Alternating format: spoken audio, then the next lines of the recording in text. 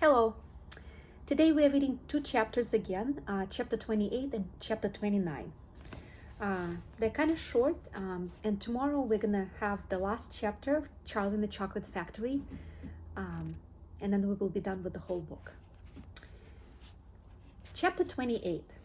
Only Charlie left. "Which room shall it be next?" said Mr. Wonka as he turned away and darted into the lift. "Come on, hurry up. We must get going. And how many children are there left now?" Little Charlie looked at Grandpa Joe, and Grandpa Joe looked back at little Charlie. "But Mr. Wonka," Grandpa Joe called after him, there's only Charlie left now." Mr. Wonka swung round and stared at Charlie. There was silence. Charlie stood there holding tightly onto Grandpa Joe's hand.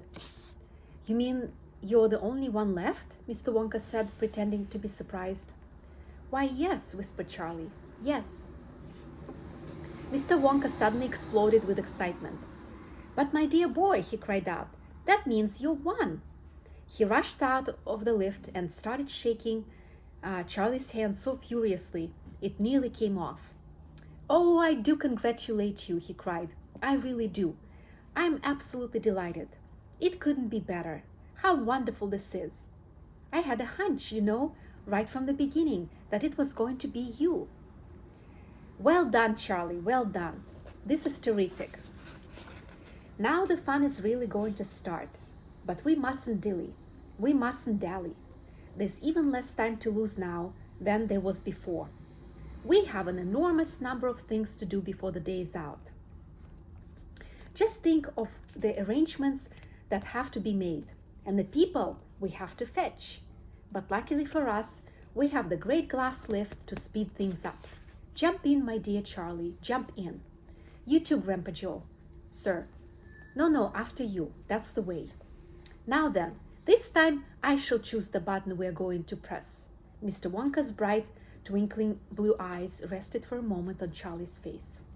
Something crazy is going to happen now, Charlie thought. But he wasn't frightened. He wasn't even nervous. He was just terrifically excited. And so was Grandpa Joe. The old man's face was shining with excitement as he watched every move that Mr. Wonka made. Mr. Wonka was reaching for a button high up on the glass ceiling of the lift. Charlie and Grandpa Joe both craned their necks to read what it said on the little label beside the button. It said, "Up and out." "Up and out," thought Charlie. "What sort of room is that?" Mr. Wonka pressed the button. The glass doors closed. "Hold on," cried Mr. Wonka. Then wham! The lift shot straight up like a rocket. "Yippee!" shouted Grandpa Joe. Charlie was clinging to Grandpa Joe's legs, and Mr. Wonka was holding on to a strap from the ceiling. And up they went, up, straight up this time. And no twistings or turnings, and Charlie could hear the whistling of the air outside as the lift went faster and faster. "Yippee!" shouted Grandpa Joe again. "Yippee! Here we go!" "Faster!" cried Mr. Wonka, banging the wall of the lift with his hand. "Faster, faster! If we don't go any faster than this, we shall never get through." "Through what?" shouted Grandpa Joe. What have we got to get through?" "Ah!" cried Mr. Wonka. "You wait and see. I've been longing to press this button for years, but I've never done it until now. I was tempted many times. Oh yes, I was tempted. But I couldn't bear the thought of making a great big hole in the roof of the factory. Here we go, boys, up and out." "But you don't mean," shouted Grandpa Joe, "you don't really mean that this lift—" "Oh yes, I do," answered Mr. Wonka. "You wait and see. Up and out." But it's made of glass," shouted Grandpa Joe. "It'll break into a million pieces." "I suppose it might," said Mr. Wonka, cheerful as ever. "But it's pretty thick glass, all the same." The lift rushed on, going up and up and up, faster and faster and faster, then suddenly crash, and the most tremendous noise of splintering wood and broken tiles came from directly above their heads, and Grandpa Joe shouted, "Help! It's the end! We're done for!" And Mr. Wonka said, "No, we're not. We're through. We're out."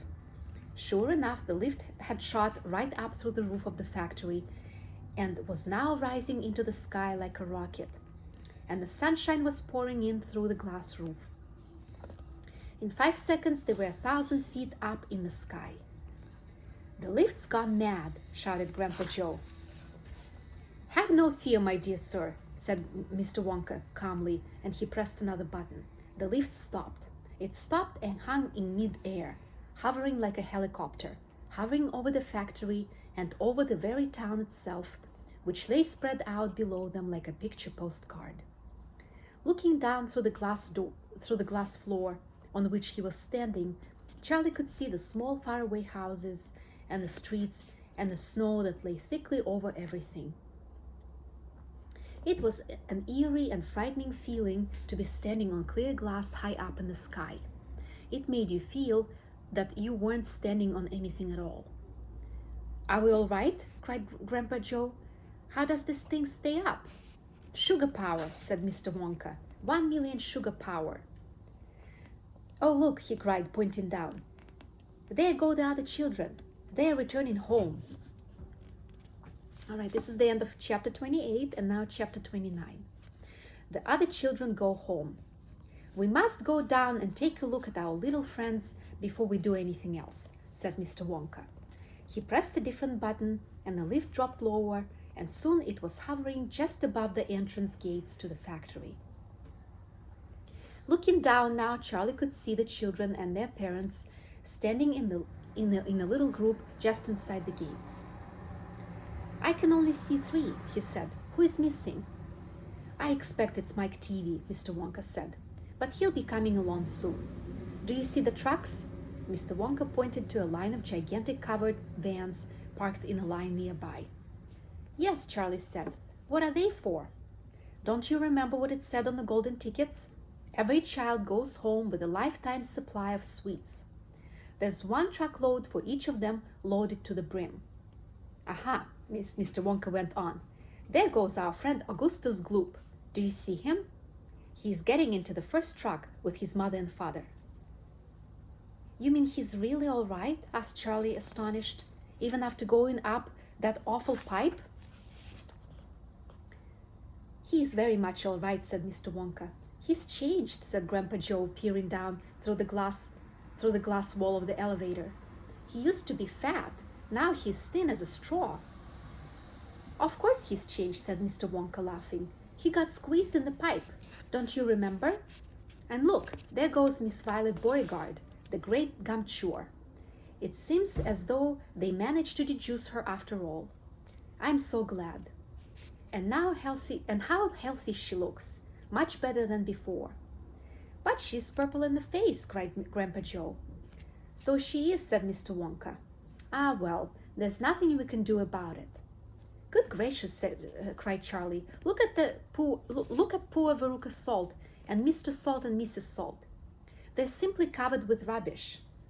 "And here comes Mike Teavee," said Grandpa Joe. "Good heavens, what have they done to him? He's about 10 feet tall and thin as a wire." "They've overstretched him on the gum stretching machine," said Mr. Wonka. "How very careless." "But how dreadful for him," cried Charlie. "Nonsense," said Mr. Wonka. "He's very lucky. Every basketball team in the country will be trying to get him. But now," he added, it is time we left these 4 silly children. I have something very important to talk to you about, my dear Charlie." Mr. Wonka pressed another button, and the lift swung upwards into the sky.